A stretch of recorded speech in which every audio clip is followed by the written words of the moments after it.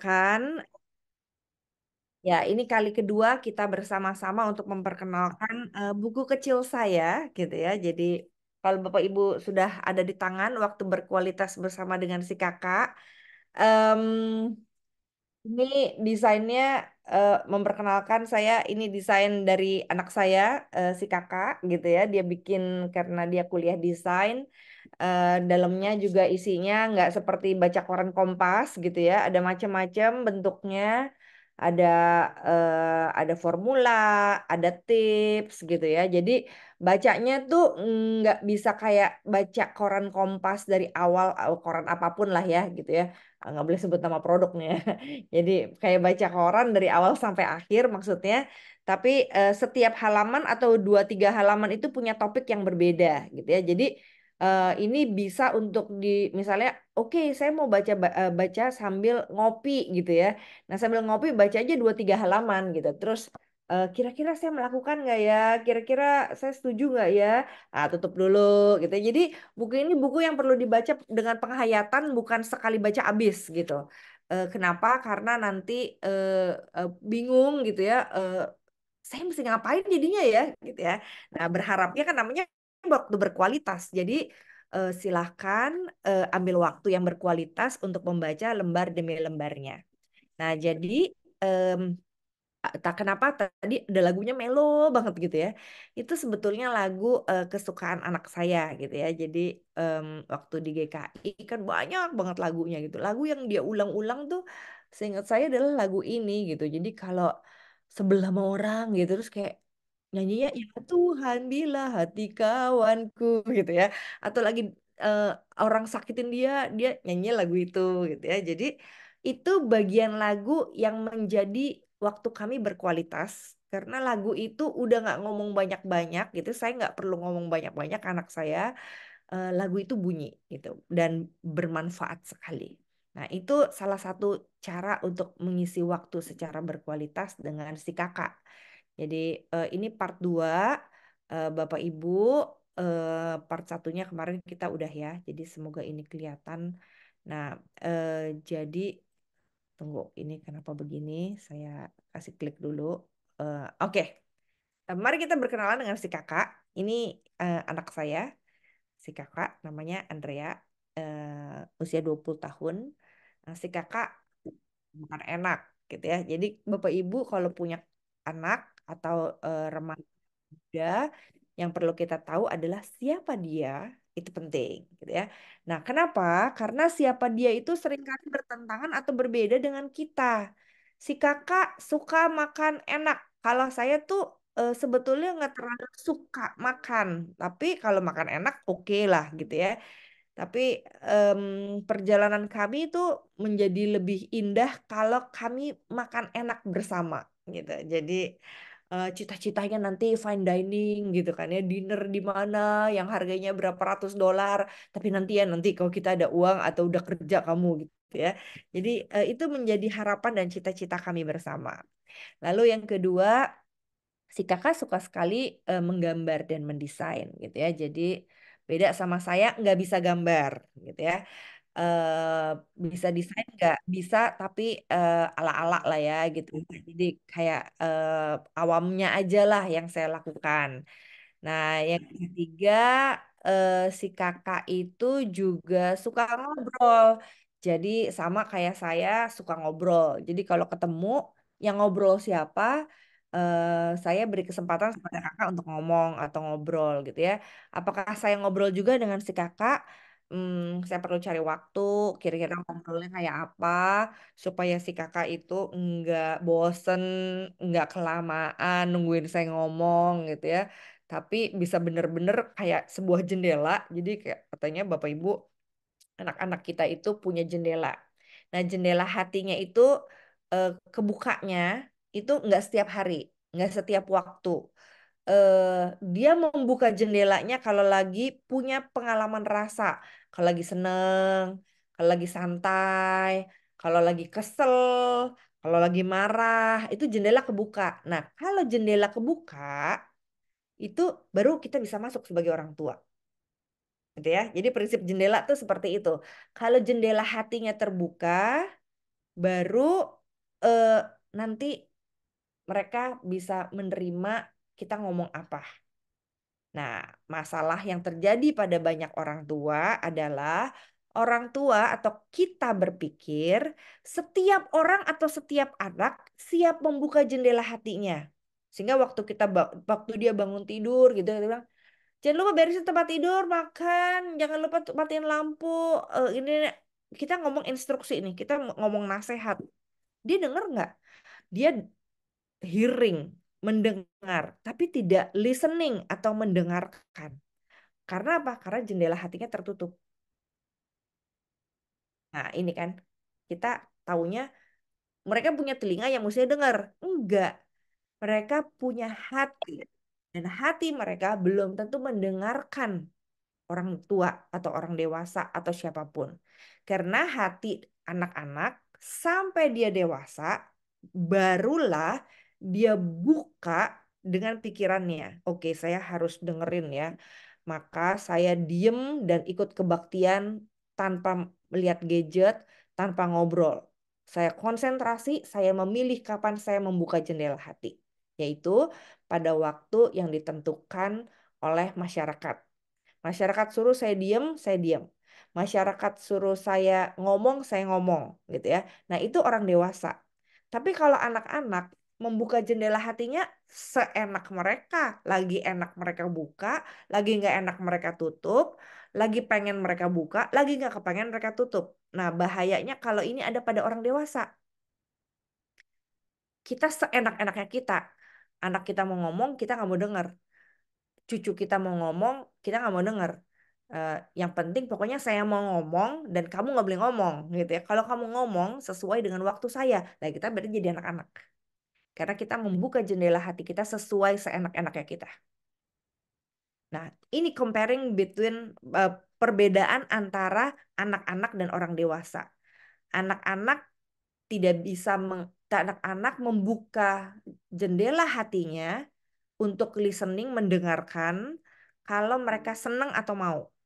Sementara orang dewasa, eh ya, slide-nya emang sengaja saya matiin supaya Bapak Ibu lihat saya dulu. Eh, em, apa orang dewasa eh, membuka jendela hatinya sesuai dengan pikiran dia kalau itu baik. Jadi kayak Bapak Ibu dengerin saya ini ya. Bapak Ibu masih punya hak untuk sambil makan-makan, sambil kamar mandi, sambil nonton TV. Bapak Ibu nanti milah-milah mau denger saya yang mana gitu ya. Sesuai dengan pikiran. Tapi kalau anak-anak, kalau dia happy, dia akan terus ada di depan TV. Kalau dia happy, kalau dia mau gitu ya.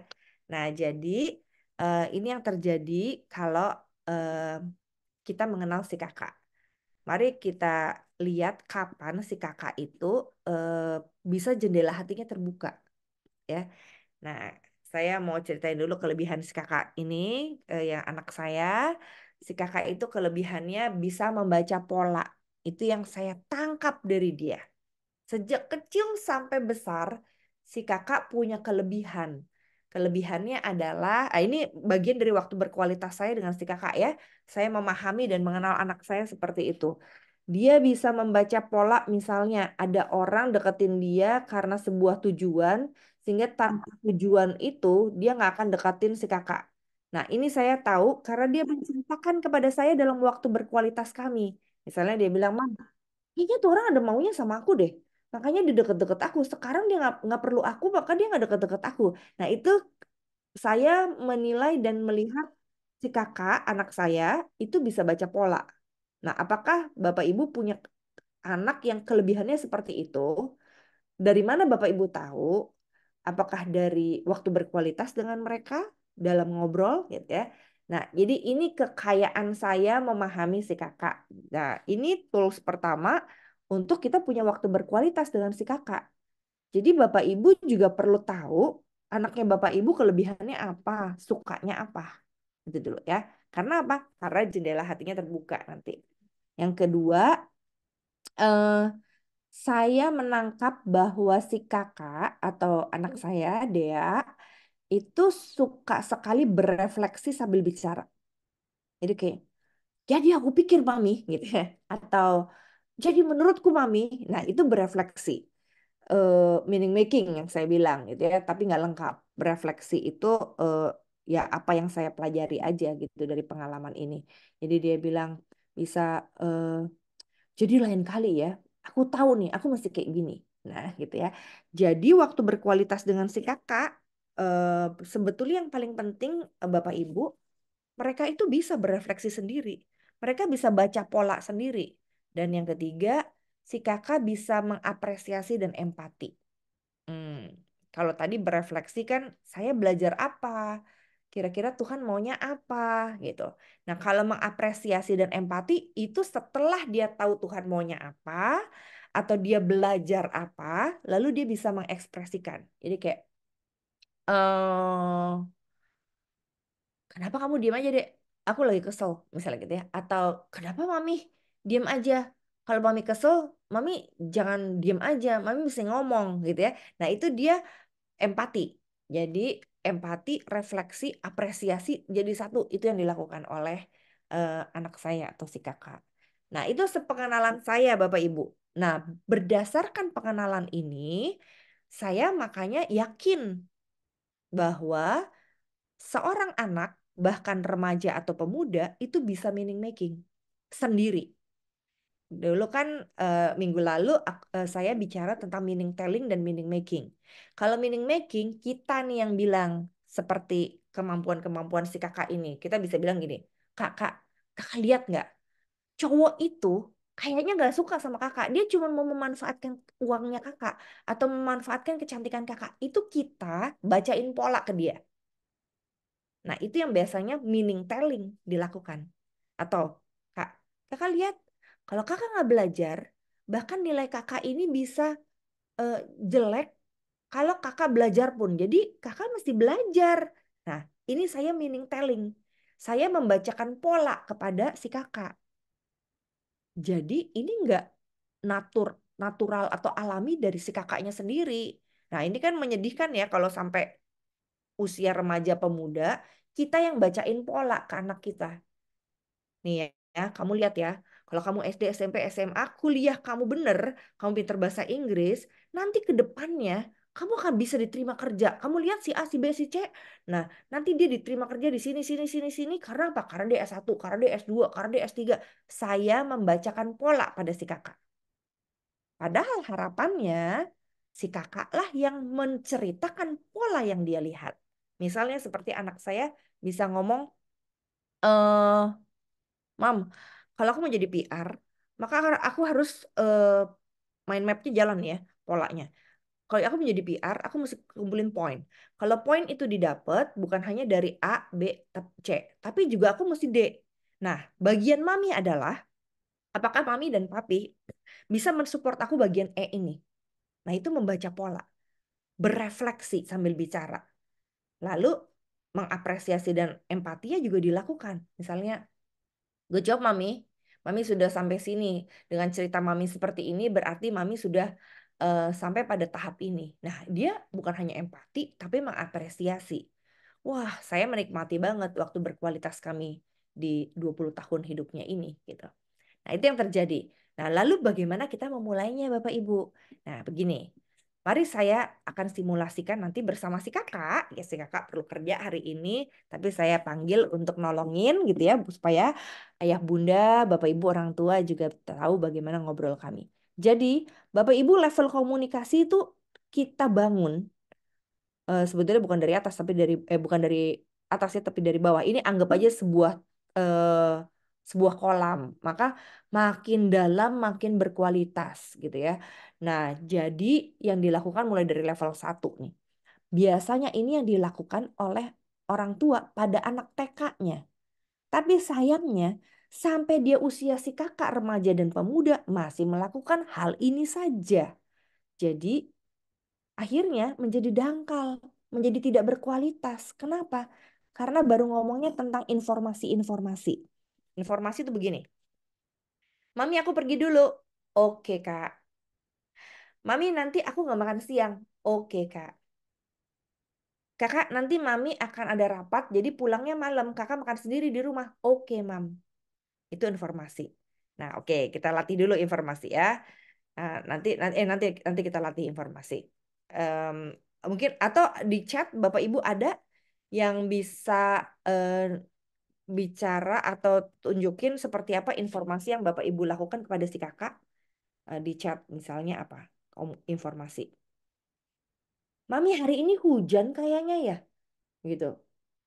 Di dari mana kamu tahu deh, Kak? Dari ini, dari eh, apa namanya cuaca di handphone. Oh oke, itu informasi. Silakan kalau ada yang mau ngechat, Bapak Ibu kira-kira level informasi itu seperti apa gitu ya. eh saya mau mandi dulu misalnya gitu ya, tuh saya tulis di chat seperti itu. Nah, itu informasi.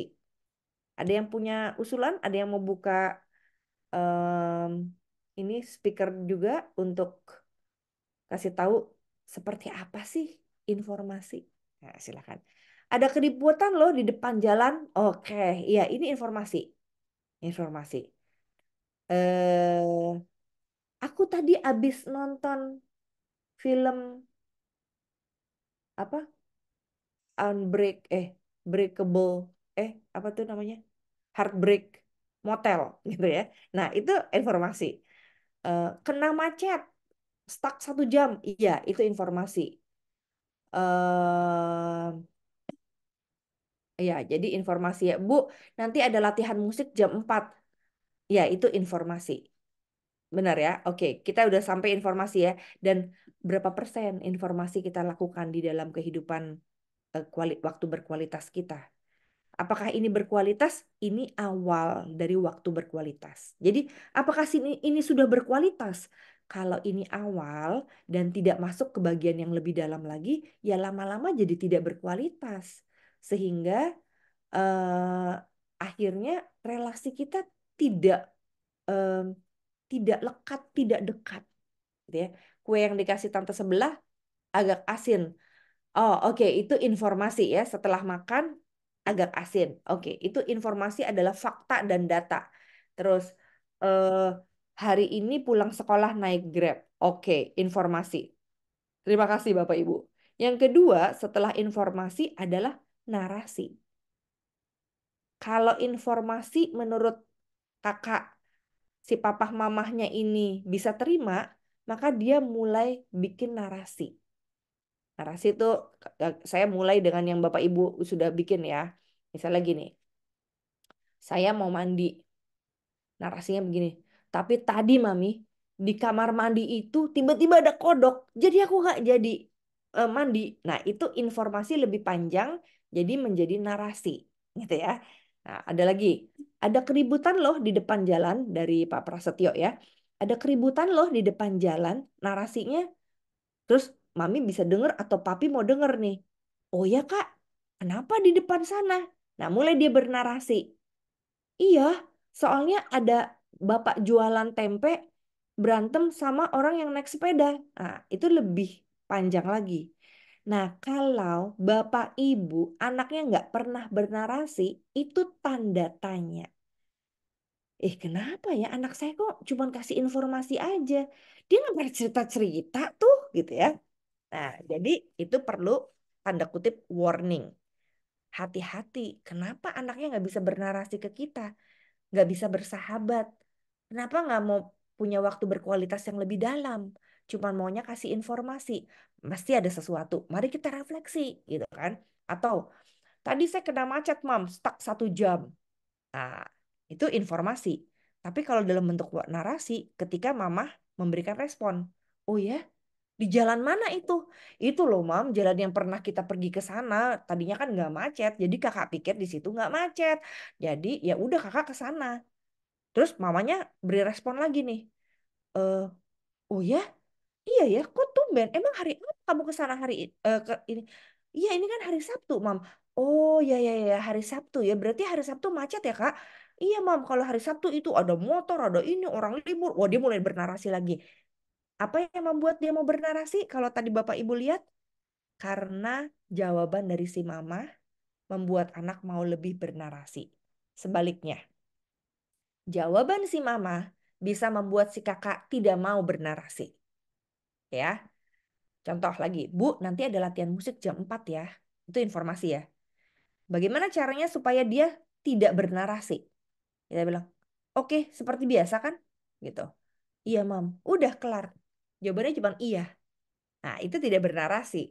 Karena responnya si mama atau mami membuat anak tidak mau lagi meneruskan informasi itu dalam bentuk narasi. Oke, yang lain. Kue yang dikasih tante sebelah agak asin kayaknya, kata mama, kata kata si kakak bilang gitu kan.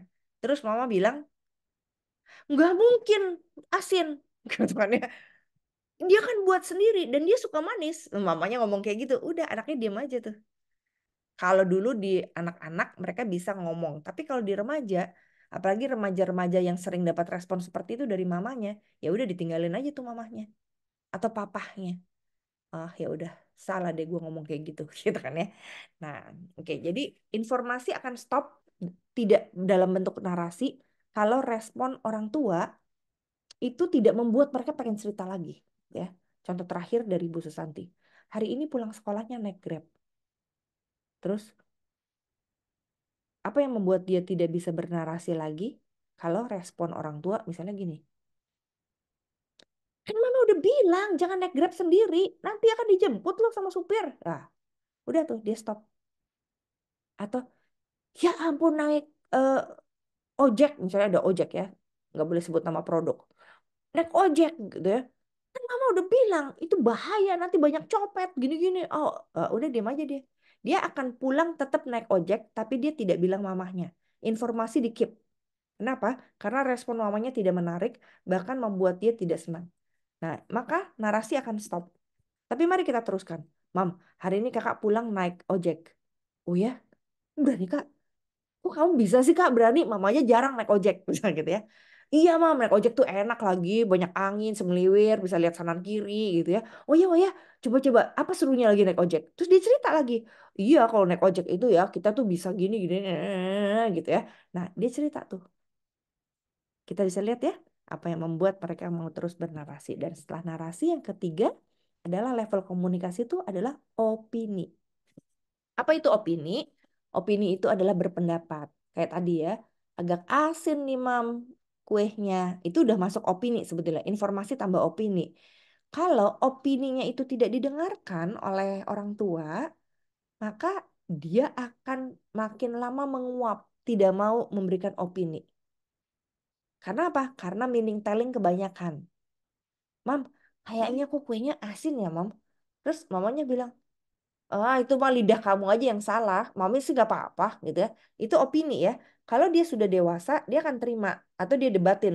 Ya, ya aku memang sukanya aku sukanya manis, Mam. Makanya buat aku ini keasinan. Nah, kalau kita punya reaksi sebagai orang tua menyahabati, oh ya, oh lain kali berarti kamu perlu makan yang lebih ini kali, yang light gitu supaya nggak terlalu asin atau nanti mami beliin deh yang manis, gimana menurut kamu? Nah, itu opini dibalas dengan opini yang positif kan dan membangun. Iya, Mam, aku sebetulnya tuh suka yang kayak begini begini begini. Oh iya ya, mami nggak terlalu suka tapi nggak apa-apa nanti mami beliin kayaknya ada deh yang enak menurut tante itu. Nah, ini langsung enak tuh kualitas percakapannya gitu. Nah, di sini kita lihat bahwa reaksi kita mempengaruhi level komunikasi. Reaksi orang tua mempengaruhi anak mau nggak punya waktu berkualitas. Oke, lebih bawah lagi, emosi. Emosi itu berarti menyangkut rasa. Kalau udah menyangkut rasa, maka anak-anak itu berarti sudah percaya sama Bapak Ibu. Mam, kesel banget kemarin tuh. Aku disalah-salahin sama eh, tukang makanan, sama si waitersnya. Oh ya, kenapa Kak? Itu gara-gara aku pengen pesannya pedes tapi ternyata pedes banget gitu kan. Oh ya, emang kamu ngomong apa Kak? Ih, mami sih kesel deh kalau digituin.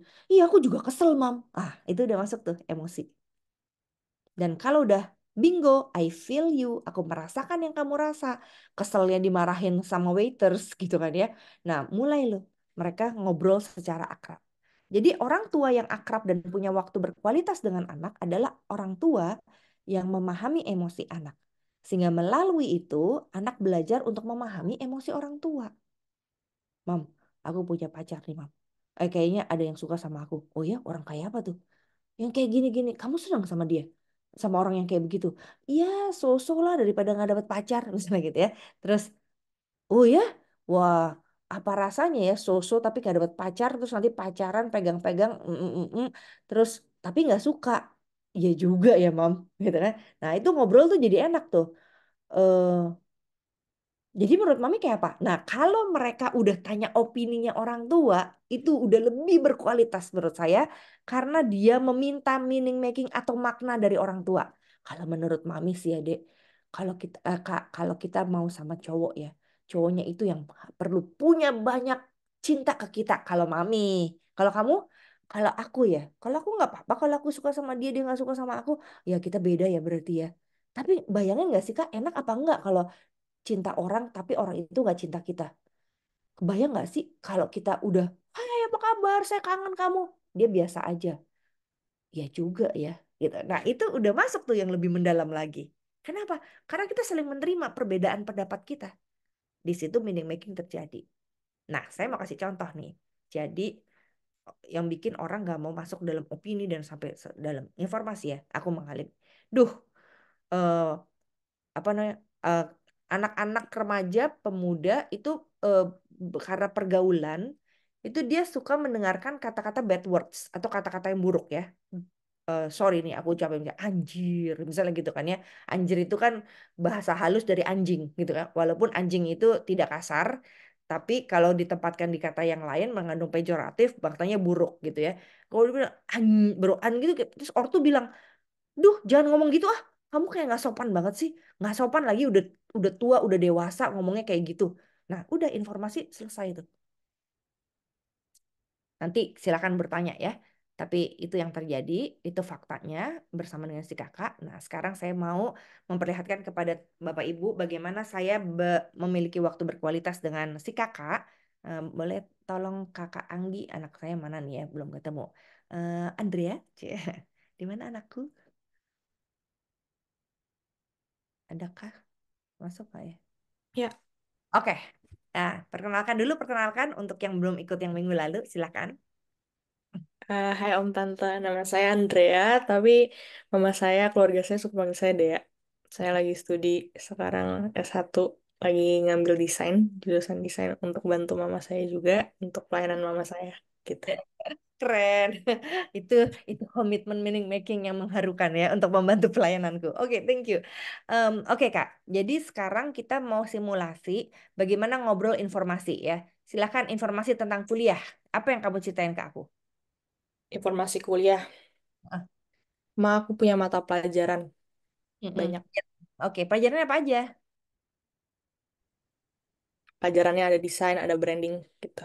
Nah, ada desain, ada branding. Apalagi yang kamu desain branding, apalagi yang paling dominan, yang paling penting di kuliah itu? Kerja kelompok. Oh, jadi ada kuliah branding, desain, terus ada kerja kelompok. Hal lain lagi yang eh, paling banyak kamu dapat di kampus apa dalam kuliahmu? eh, Cara berkomunikasi sama orang yang susah diajak kerja kelompok. Wah, oke oke oke oke. Aku masuk lebih dalam ya. Hmm. Cerita tuh, kenapa? Apa susahnya tuh? Apa susahnya berkomunikasi dengan orang dalam kelompok?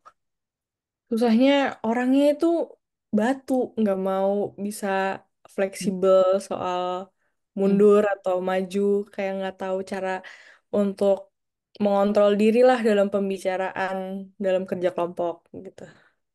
Oke oke. Itu mengontrol diri ya. Tadi kamu bilang kan orang itu nggak bisa kontrol diri. Terus pendapat kamu apa? Opini kamu apa kalau dia nggak bisa kontrol diri?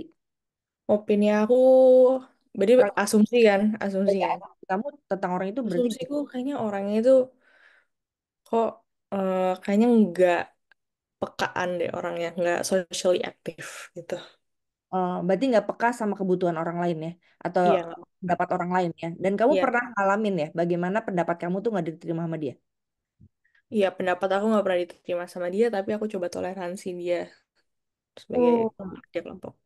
oke oke. Aku masuk lebih dalam emosi ya. Waktu tadi kan kamu bilang kamu toleransi, walaupun pendapat kamu nggak diterima sama dia. Emang kamu nggak rasa kesel loh? Oh, waktu kamu ditolak opininya sama dia, apa rasanya sih? Wah, kesel banget kayak mau jambak gitu rambutnya, kesel banget. Tapi rambutnya emang botak, jadi nggak bisa dijambak. Jadi karena dia botak gak bisa dijambak. Terus jadi yang kamu lakukan, kamu mau apain dia tuh gara-gara kesel opini kamu nggak diterima? Jadi aku ulul-ulul tangan gue aja gitu. Aku nggak bisa ngapa-ngapain. Ya berarti kamu nervous banget tuh pada saat itu ya. Jadi Mm-mm. kayak kesel, nggak bisa marah, tapi harus jalan terus kerja kelompoknya. Terus yang Iya. kamu pelajari, kalau udah momen kayak gitu, kamu kan bukan hanya terima opini dia ya, atau pendapat dia. Lalu kamu nggak cuma terima kesel kamu gara-gara nggak diterima dia. Kamu lain kali tuh, kalau ada peristiwa kayak gitu lagi, menurut kamu bakal ngapain nih? Ini meaning making nih ya. Karena Kira-kira, aku digencet sama dia, aku next time bakal bukan gencet balik, tapi aku akan karena kayak digencet kan aku bakal teriak. Aku nggak bakal kayak literally teriak, tapi aku bakal kayak kok lu gini sih sama gue, jadi kayak lebih mengklarifikasi gitu. oke, talk back ya. Jadi kayak kamu sama mami ya, mam, aku nggak setuju kayak gini gitu ya. Mm-mm. Kamu akan lakukan itu ya. Kamu akan ngomong balik, eh, apa namanya, memberikan opini kamu tentang orang itu, terus kamu akan debat dia, kamu akan bilang pro dan kontra kamu ya. Ya. Hmm, oke, keren keren keren. Nah, itu meaning making yang dilakukan oleh si kakak, Bapak Ibu. Jadi saya tuh cuman jadi gaung atau jadi cermin aja. Tapi kan saya nggak bilang, Dek, kamu, Kak, kamu nggak bisa kayak gitu. Kamu nggak boleh tuh lawan dia kayak gitu. Kamu mesti bilang dia begini, bisa nggak? Nah, saya nggak ngomong kayak gitu. Kenapa? Karena itu haknya si kakak untuk meaning making, ya, sampai bagian yang paling bawah. Nah, oke, kita simulasi yang kedua. Narasi tentang teman. Coba ceritakan tentang teman kamu yang menurut kamu menyenangkan. Kayaknya narasi yang paling mainstream itu kalau ngomongin cowok deh. Oke Lagi deh, tentang cowok yang menyenangkan adalah yang cowok yang menyenangkan adalah, wah cowok di tempat pelayanan gue kok seru banget gitu orangnya, menarik ya. Gitu. apa yang bikin kamu senang sama tuh cowok? Karena satu pelayanan aku suka wibawa dia sih, kayak Oh, antusias dia untuk pelayanan terus mau tahu kayak wah menarik juga ya orangnya bisa kayaknya man of God gitu. wah, man of God, terus bisa dijak ini, eh, bisa dijadiin cowok nggak tuh, Kak? Tapi kalau aku sendiri kan aku merasa kayaknya aku berarti ini refleksi ya. Ya, refleksi, meaning making. Refleksi. Berarti berarti kalau dari pendapatku aku tahu Tuhan tuh sekarang belum kasih aku waktu untuk pacaran karena emang dari banyak Oh, refleksi lain-lainnya aku merasa kayak ini belum season aku. Jadi aku merasa oh aku suka sama dia tapi ya cuma untuk dilihat aja gitu untuk kayak oh ya friends gitu tapi nggak atau lu bisa oke. jadi apa-apa. Keren-keren. Berarti kamu bisa membatasi diri, punya boundaries, punya pemisah antara gue berteman aja, walaupun orang kayak gitu gue cita-citakan jadi pacar gue, tapi kayaknya this is not the time gitu ya. Ini bukan waktunya ya, bukan waktu Tuhan lah gitu ya. Thank you Ya, banget. Yang ketiga, ini bicara lebih dalam lagi tentang opini. Opini khotbah mami itu gimana menurut kamu? opini kuat Bang Mami. Eh, Hmm. mau menjebak banget ya. Oh. Ya apa aja deh terserah. Opini khotbah Mami, wah Mami banyak tentang kayak banyak visual tapi kok kadang-kadang kurang karena suaranya kayak Nina boboin aku gitu. Aduh. Ini gara-gara kita suka ngobrol waktu pilot talk nih, waktu kita ada di tempat tidur gitu ya. Jadi kayak mami ngomong kok kayak jadi bikin ngantuk gitu ya. Oke oke, tapi I take it as a evaluasi ya. Jadi eh, perlu banyak visual, ngomong jangan mendayu-dayu gitu kan, supaya jangan bikin ngantuk. Thank you. Nah, lebih dalam lagi, emosi saat kamu patah hati, Kak. Kesel sama dosen sih karena udah baik banget bikin kayak udah nanya-nanya di kelas terus habis itu tapi pas udah nanya-nanya udah dijanjikan dapat nilai tertentu tapi ujung-ujungnya nilainya nggak sesuai sama ekspektasi yang diberikan sama dosen jadi kayak sedih gitu. Oke oke, sedih kalau tidak kalau di reject ya berarti ya. Jadi cek. Oke, meaning making terakhir, apa yang kamu pelajari saat menemani keluarga atau papi mami yang lagi bergumul? Oke.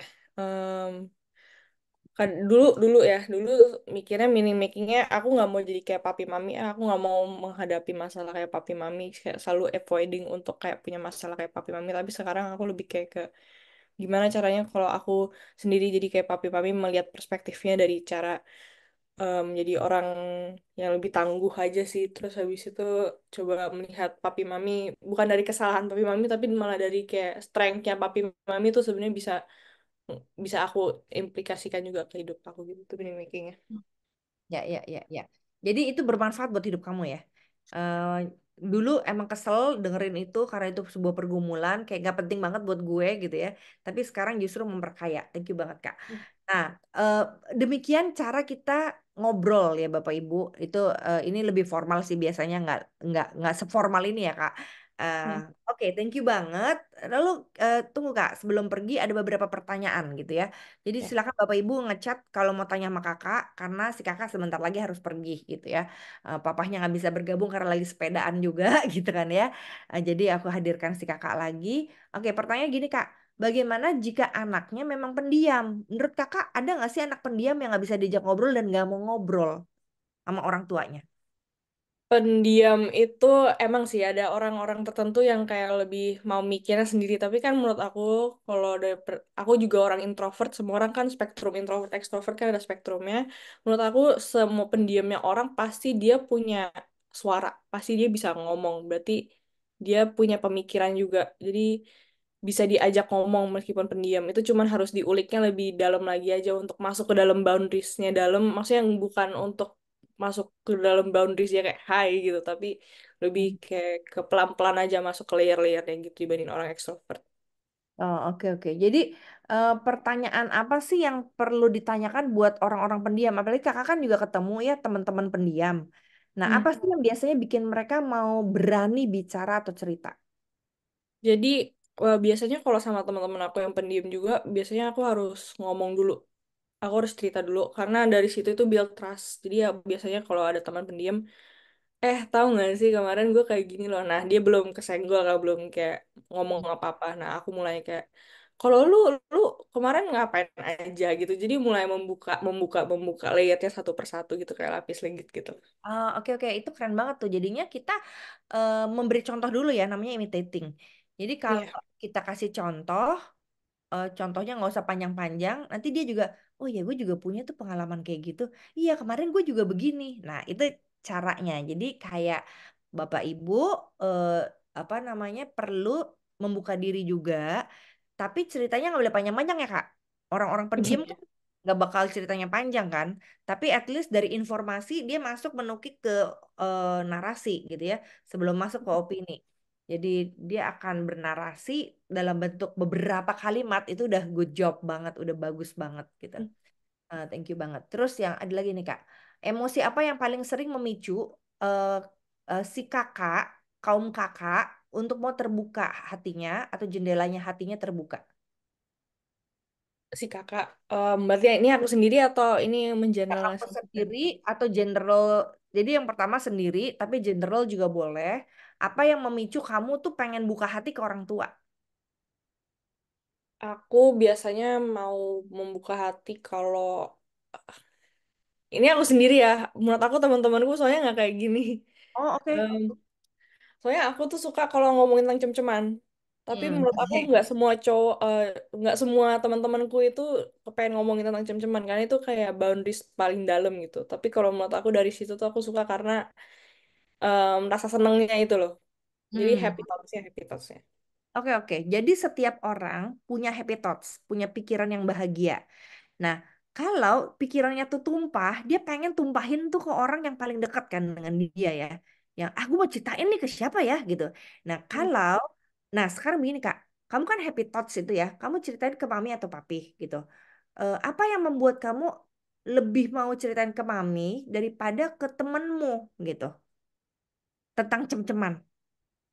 Karena kan biasanya ya kayak udah ada polanya di mana kita tuh emang udah dekat sama satu orang dan satu orang itu kita susah untuk membuka diri ke orang lain karena kita udah merasa kayak buka browser internet kita tuh udah punya tabsnya, males lagi kalau kita harus matiin laptopnya terus habis itu buka lagi terus ulang lagi dari depan kayak buka Google-nya gitu kayak typing lagi. Nah menurut aku kan udah relationship dari awal yang udah aku bilang dari tadi yang kayak lapis legit yang udah mulai masuk dari atas ke bawah itu udah dilakukan semua stepsnya. Tapi kalau misalkan sama orang baru gitu susah karena stepsnya itu belum dimasukin dari atas ke bawah gitu loh. Mhm. Gitu gak sih? Jadi bayangin kalau orang tuanya nggak pernah diceritain cem-ceman sejak awal, itu dia nggak bakal cerita dong ya. Tapi masuknya bukan dari cem-ceman dari awal, emang dari Apa dong? perasaan senangnya dulu. Jadi connect-nya kan kayak kayak ngambilnya tuh pelan-pelan dari perasaan seneng yang pengen ditargetin. Biasanya kalau aku sama mami papi kan, aku tapi sekarang udah explore banyak perasaan. Menurut aku ini penting banget karena biasanya orang akan satu satu orang tuh berdasarkan satu perasaan dulu. Kayak kalau aku sama mami, biasanya aku datang ke sensitif, kayak ke topik-topik sedih. Kalau ke papi, topik-topik seneng, topik-topik lucu. Hmm. Nah, terus kalau ke mami itu aku udah develop sedih itu dari awal aku udah pernah nangis banget karena udah ada topiknya. Tapi sama papi aku selalu memfokuskan diri sama topik senang gitu. Itu udah ada emotionnya sendiri gitu yang udah ke split gitu. Nah ini nih dia bikin pola nih. Saya tahu nih kalau cerita itu dia ke bapaknya, kalau cerita itu ke saya. Nanti kecuali kita ada sebelahan ya kita dengerin sama-sama, nggak masalah juga gitu ya. Tapi bayangkan bahwa si kakak yang dimiliki oleh bapak ibu sudah punya pola. Kalau yang ini jangan ngomong papi mami. Kalau yang ini ngomong mami, kalau yang ini baru papi. Kalau ini ke tante saya atau ke opung misalnya gitu ya. Dia sudah punya pola walaupun tidak diceritakan. Nah, yang menarik adalah kan justru memperkaya kita kalau kita tahu polanya dia dan apa yang menyebabkan dia membentuk pola itu. Coba deh, Kak, kenapa kamu nggak mau cerita topik-topik lucu ke Mami? Karena menurut aku mami nggak bisa diajak pantul kayak pingpongnya balik ke akunya nggak bisa lucu. Kayak nggak seru aja. Mami bukan orang yang Garing. humor, garing-garing. Ya. Mami nggak suka humor, Mami orang yang serius. Nah, kebaliknya, kenapa sama Papi nggak mau cerita yang sedih-sedih? Karena bukan ini bukan jelek-jelekin papi, cuman empatinya lebih kerasa di mami sih kalau empati. Bukan stereotip bahwa laki-laki tidak bisa empati ya. Iya, bukan. Memang mungkin karena papi dominan thinking ya, Dek. Dominant thinking. Jadi kalau ada orang tua yang dominan thinking, sehingga dominan thinking itu gimana, Dek? Kak, coba. Misalnya lagi curhat apa, terus jawabannya apa? Misalkan ya, kalau aku sama papi ngomongin tentang hari ini Olimpiade seru banget sih ada yang dapat menang apa namanya medali emas gitu.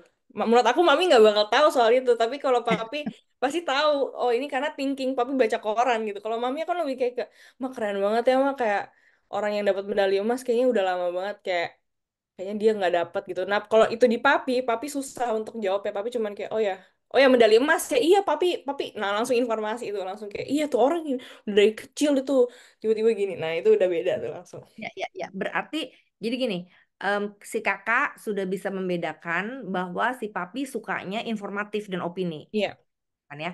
Tapi kalau mami membicarakannya justru lebih emosi dan meaning making. iya. Ya, nah sementara kalau dibalik, papi diajak emosi dan meaning making, itu mental. Mm-mm. Kebalik, mami ditanya, mami tau lagu ini nggak? Aduh maaf ya, mami nggak tahu lagu apa itu, gitu kan ya.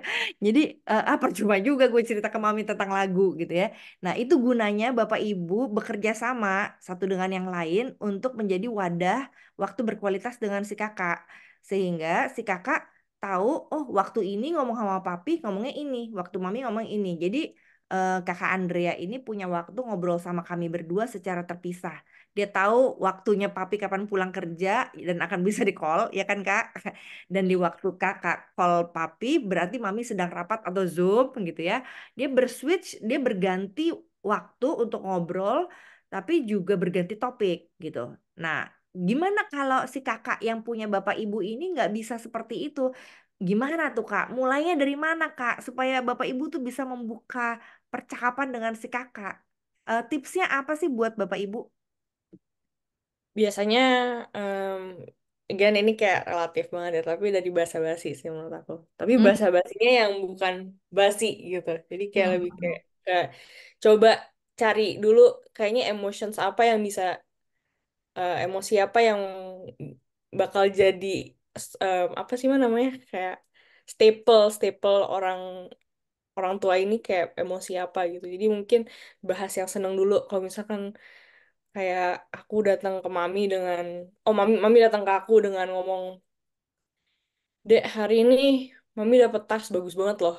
Terus nanti kalau misalkan respon aku sedih, mungkin emang karena aku emang orangnya menghadap lihat ke mami sebagai orang sentimental gitu. Tapi kalau aku datangnya dengan kayak senang responnya, mungkin itu lebih kayak ke ya bahwa aku melihat mami sebagai orang yang buat senang-senang kayak papi tadi gitu. gitu. Mm-mm. Jadi sebetulnya setiap kakak itu membaca orang tuanya enak diajak ngobrol apa enggak? Sebenarnya gitu kan ya? Iya. Heeh. Jadi kalau dia cuma bisa diajakin ngomong tentang koran, ya udah dia ngomong koran aja terus gitu kan. Tapi Hmm. seru-seruannya di koran. Tapi sebetulnya setiap kakak dari kamu pengalaman punya teman-teman banyak tuh ya, dia Hmm. kepengen nggak sih ngobrol emosi dan meaning making ke orang tuanya di usia yang sekarang? Nah, apalagi di usia sekarang susah.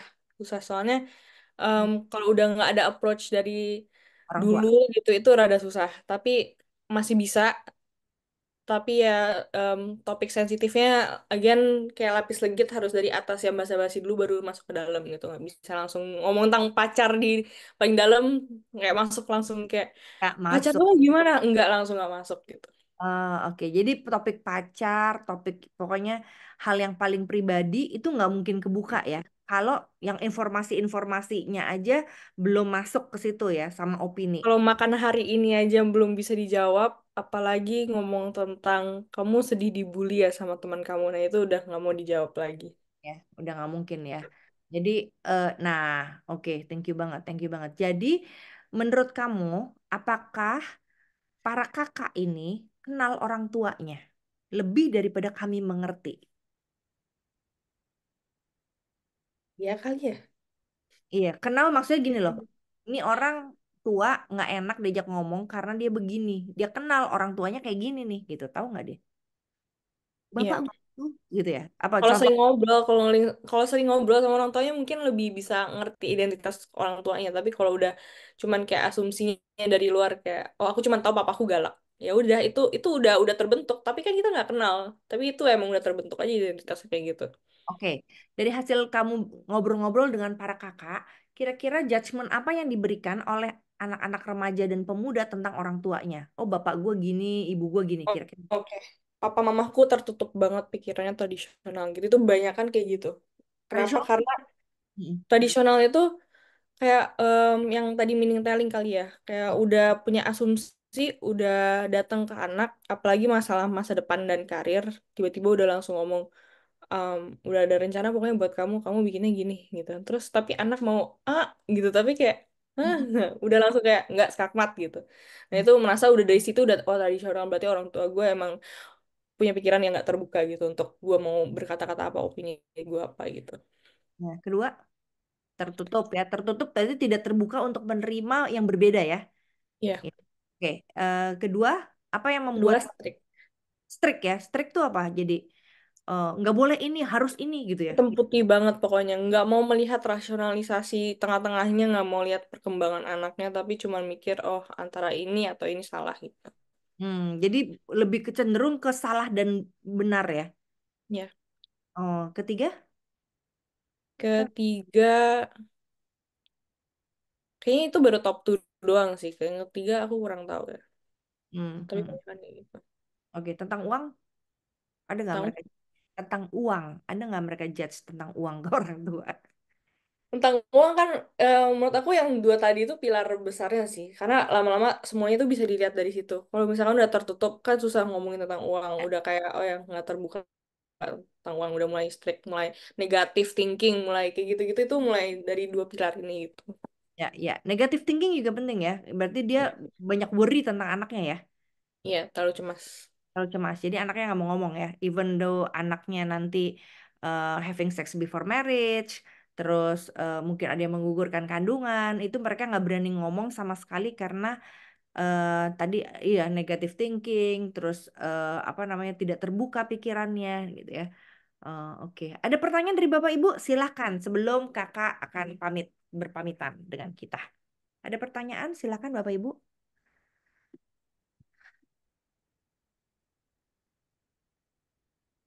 Oke, dari sini ya. Bagaimana kita tahu kalau jendela hati sedang terbuka, Kak? Biasanya kalau anak mulai approach pelan-pelan sih, kayak kecil-kecil ya dari kalau misalkan lagi merantau nih, aku punya teman terus dia mulai kalau papa mamahnya kalau lagi em, misalkan ada butuh aja itu udah menurut aku udah Terbuka jendelanya. penting gitu loh karena udah ada di pikirannya ada orang tuanya gitu. Misalkan ya ini em, paling kecil ya, menurut paling kecil ya. Kayak aku butuh uang, makanya aku telepon papa mamaku. Tapi itu sebenarnya bisa jadi hal positif karena masih ada di pikiran mereka bahwa mereka masih bisa bersandar sama orang tuanya. Karena ada orang-orang tertentu yang menurut aku butuh uang tapi justru nggak mau kasih tahu orang tuanya sama sekali, nggak mau terbuka. Jadi itu sendiri orang tua juga bisa meaning making dengan cara itu loh. Jadi bisa mengembangkan itu. Terus habis itu jendela terbuka lagi kalau udah dari butuh uang tiba-tiba aduh aku sedih. Nah mulai agak menceritakan kayak bukan cuma datang untuk kayak aku butuh uang tapi tiba-tiba dari butuh uang itu tiba-tiba dia ngomong kayak aku iya aku karena masalah aku ini. Nah itu udah mulai terbuka lagi fase 2 gitu. Terus habis itu fase 3 mulai kayak aku sedih. Nah itu yang tadi udah kelihatan dari itu semua gitu. Wah, oke oke oke oke. Berarti jendelanya si kakak adalah saat dia butuh ya. Nah, Satu kalau itu. butuh, berarti kan jendelanya kebuka nih. Makanya Ya. minta pertolongan orang tua gitu ya. Waktu butuh, jangan mining teling dong gitu ya. Begitu mining teling ya udah yang penting gue butuh aja 2 miliar besok gitu ya. Nah, tapi yang diperlukan saat dia butuh, mulailah membuka mereka untuk membuka kesempatan pada mereka untuk memberikan informasi, beropini, menyatakan emosinya, bahkan meaning making bersama tanpa meaning telling gitu ya. Ya. Setuju. Terus oh ini Ibu Karla, makasih kedewasaan dan kematangan orang tua berdampak sekali ke anaknya. Iya banget Bu. Bagaimana kita tahu kelebihan anak ya? Apakah dari observasi atau hasil bacaan orang tua, guru dan orang lain dan info dari anaknya atau sumber lain juga? Oke, bagaimana tahu kelebihan anak? Gimana tuh Kak, tahu kelebihan anak Kak? Kalau dari aku observasi bisa ya, tapi itu lebih dari luar kan. Tapi harus ada pembicaraan itu. Menurut aku harus setidaknya masuk lewat fase 1 aja gitu loh, kayak dari basa-basi gitu loh. Menurut aku penting banget karena kalau kita cuma dari observasi, cuma lihatnya dari luar. Apalagi kalau kita cuma lihat dari laporan dari guru kan itu apa kata guru ya, nggak ada kata-kata anaknya sama sekali. Jadi menurut aku penting banget untuk bisa bertanya langsung ke anaknya sendiri gitu. Mhm. Jadi ngobrol tetap waktu berkualitas. Ngobrol. Mm. Ngobrol. Jadi tahu kelebihan yang tadi Mami tahu tentang si kakak itu dari hasil ngobrol, bukan hasil kata orang gitu ya. Sehingga ketika ngobrol lebih mendalam, terlihatlah atau terasalah apa yang dia butuh, tapi juga kelebihan dia. Thank you banget Kak. Itu dari aku. Terima kasih Kakak Dea untuk waktunya. Mami terusin lagi ya. See you. Ah, see you. Oke, ya. Nah, meaning telling tuh apa? Tadi saya ngomong meaning telling ya, Bapak Ibu. Meaning telling tuh begini. Kamu tuh harus, Kak, kamu tuh harus perhatiin, nggak boleh. Kamu harus perhatiin kalau ada orang seperti ini, kamu mesti begini. Atau kamu lihat Kak, lihat tuh ya, kalau orang kayak gitu tuh pasti gini. Pasti dulu tuh ngomongnya. Kalau pasti itu berarti kan nggak ada pilihan lain. Nah, kalau udah pasti itu harus. Atau yang kedua, kamu ya sebaiknya, ngomongnya sih sebaiknya ya, tapi bener-bener nggak boleh gitu kan ya. Sebaiknya jangan pacaran dulu. Saya pernah ketemu satu anak yang ketemu di IG loh Bapak Ibu. Saya kira Bapak Ibunya pasti nggak punya IG-nya dia. Jadi ini ini apa namanya? Ini rahasia dari para kakak ya, dari para kakak. Kakak itu punya IG itu menurut Bapak Ibu berapa? Itu bisa 2, 3, 4, 5. Bisa punya 5 IG loh. Saya tidak diberi kesempatan kepada oleh para remaja untuk tahu 2, 3 IG mereka. Paling banyak 2 IG. Tapi sebetulnya setiap orang tuh bisa punya 5 IG. Nah, 5 IG itu bisa dia pergi sama seseorang yang orang tuanya nggak tahu. Mungkin cuma 10, 20 orang aja yang tahu di IG itu gitu. Nah, saya pernah ketemu satu kakak yang wah pokoknya mesra banget deh foto-fotonya sama satu orang gitu ya. Terus saya bilang, wah selamat ya udah jadi jadian. Saya bilang gitu. Enggak kak, enggak, semoga enggak. Loh, kok udah potret berdua mesra kok enggak jadian? Nanti bentar lagi ditembak loh. Aduh kak, semoga jangan ditembak gitu kan. Nah, itu ngobrol tuh gitu. Sampai satu kali dia bisa statement ke aku, makasih ya Kak, aku tahu Kakak gak basa-basi waktu ngobrol sama aku gitu ya. Nah, karena aku excited banget untuk dengar cerita dia gitu ya dari IG-nya. Nah, ini pengalaman banget buat aku berjumpa dengan kaum muda itu melalui IG atau sosmed atau Facebook atau apa nggak umum ya si kakak pakai Facebook. Sekarang paling banyak em, TikTok, IG. reels dan sebagainya. Jadi kalau lihat dari situ terus kita beri komentar dan komentar itu membuka jendela hatinya, dia akan cerita lebih banyak. Kadang-kadang saya menemukan orang untuk yang mau konseling itu kaum muda justru karena aku membaca IG-nya dan mengomentari IG-nya gitu. Sehingga saya bukan lagi kakaknya dia, mungkin maminya dia kali ya. Saya berlaku sebagai mami yang terbuka untuk menerima cerita-cerita dia gitu ya. Kenapa? Karena aku nggak pakai formula meaning telling gitu. Sampai dengerin mami ya atau dengerin kakak nih. Nih kamu ya penting banget nih kalau kakak ngomong kayak gini. Nggak, saya nggak akan ngomong kayak gitu. Justru mengeksplor dia untuk menjadi dirinya sendiri gitu. Nah, bedanya dengan meaning making tadi yang minggu lalu kita bicara tiga ya. Saya alami apa, saya rasa apa, saya bertanya-tanya apa gitu. Nah, jadi ini formulanya. Saya tambah perasaan, tambah alasan. Mungkin jadi misalnya saya kesel karena mami pilih kasih. Saya tambah perasaan kesal, alasannya karena mami pilih kasih. Atau saya senang sama dia, saya tambah perasaan senang, alasannya karena matanya bersinar sekali, mami. Ya. Nah, ini tuh berkualitas banget kalau kita udah bisa ngomong kayak gini. Ini bisa dipakai mulai dari TK sampai orang mau meninggal. Itu bisa meaning making seperti ini. Dimulainya ya, dimulainya meaning making tuh dari satu dua tiganya seperti ini. Tapi heran ya, kenapa dia diam aja sama aku? Nah, itu udah satu dua tiga tuh. Jadi satunya saya senang sama dia. Senang tuh kan udah satu dua ya. Saya senang sama dia, kata matanya bersinar sekali. Yang ketiga kan saya bertanya-tanya kan flow-nya. Tapi kenapa dia diemin aku ya? Nah gitu ya. Terus yang selanjutnya. Saya gugup kalau papa mendiamkan saya. Ini alasan, ini meaning making. Satu dua baru.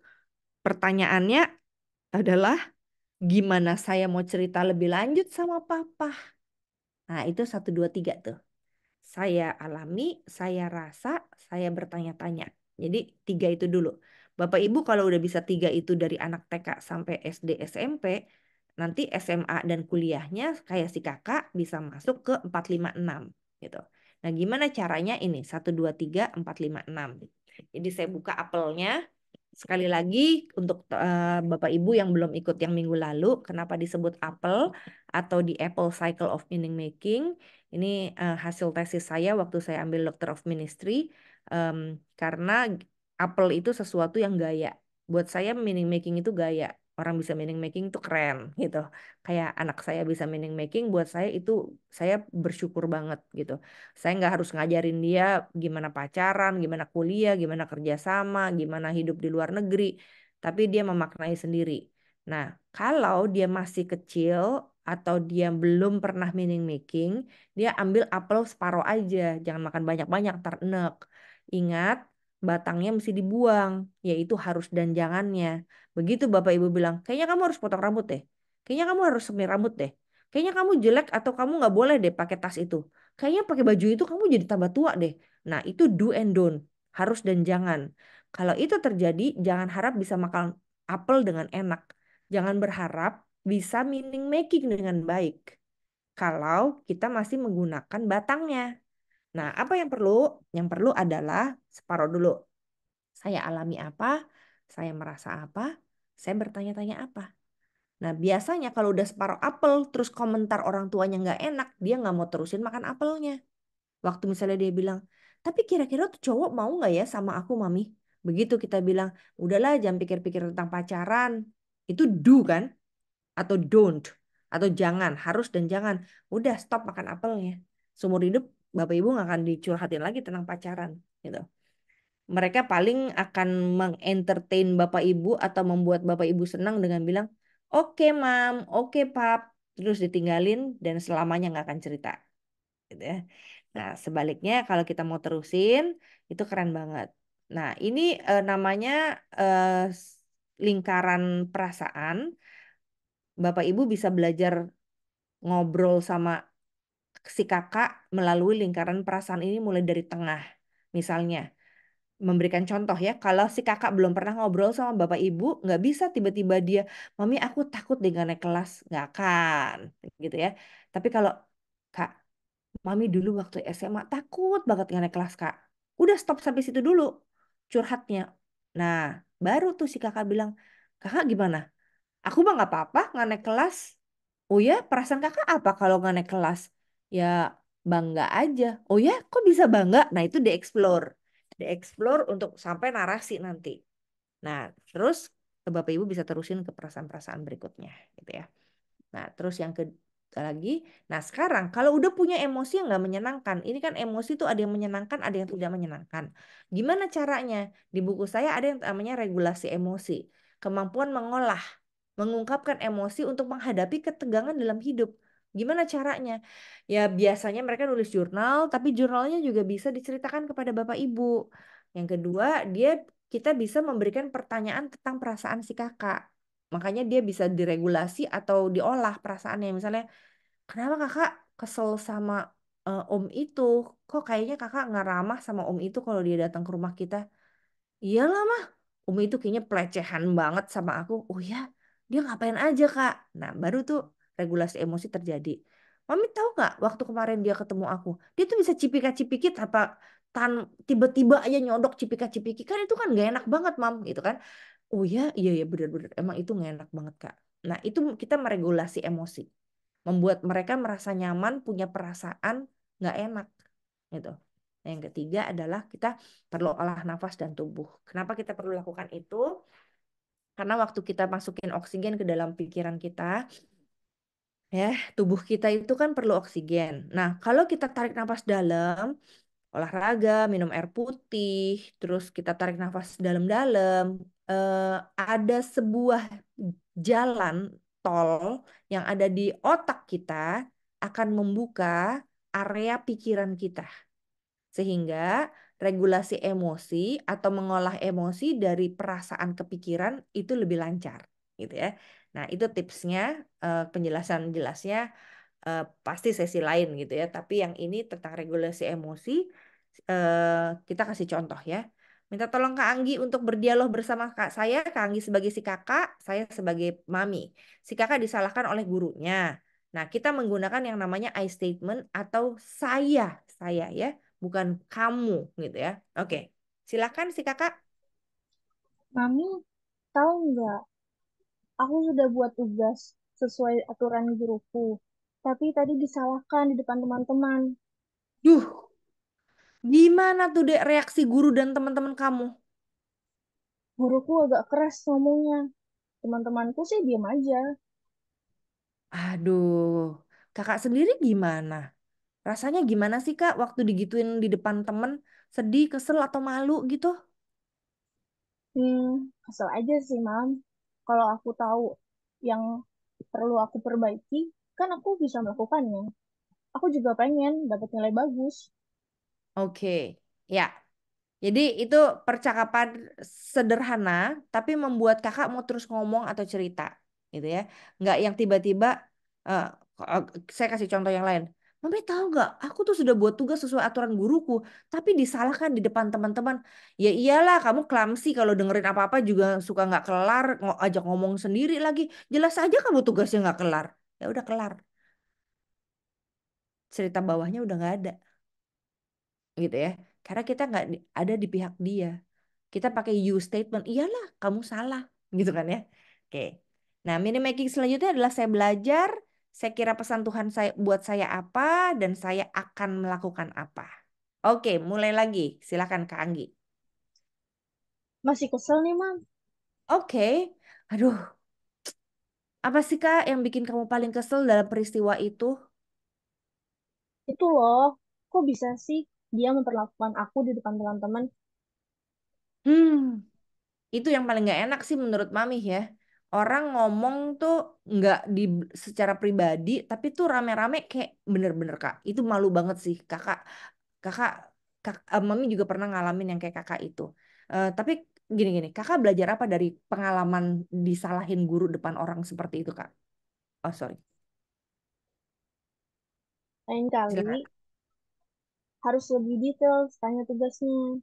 Nah, itu bener banget tuh Kak menurut Mami. Jadi emang emang Mami setuju. Detail itu penting ya Kak ya. Nah, menurut kakak kira-kira Tuhan tuh mau ngomong apa sama kakak? Kayaknya aku disuruh sabar tingkat dewa deh. Oke, wah, iya iya, iya. Kayaknya hadapi guru yang nggak detail tuh bener banget.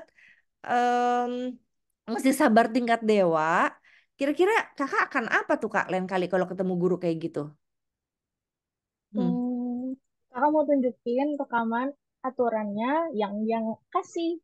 Oke, oke. Jadi gini Kak, emang bener banget. Jadi rekam aja tuh pakai handphone kalau dia ngomong kasih aturan, atau Kakak tulis.